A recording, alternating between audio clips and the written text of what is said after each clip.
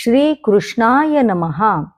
बुद्धियुक्तो जहातीह उभे सुकृत दुष्कृते तस्माद्योगाय युज्यस्व योगः कर्मसु कौशलम्।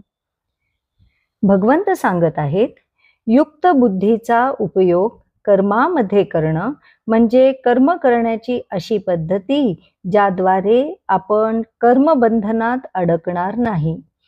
योगाने युक्त झालेला मनुष्य या जगातच सुकृत पुण्य आणि दुष्कृत पाप याचा त्याग करतो, मुक्त होतो.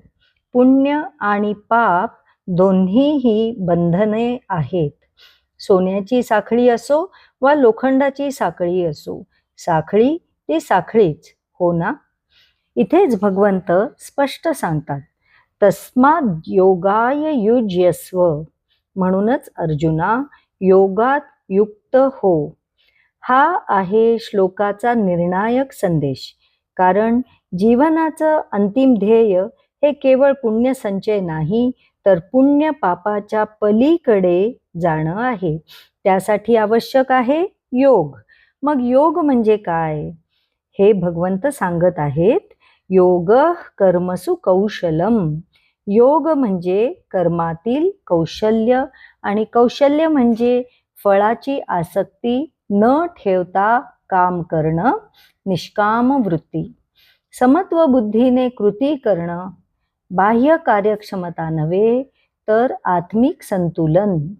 भगवंतांनी सोपवलेलं कर्म म्हणून जास्तीत जास्त चांगल्या प्रकारे करणे.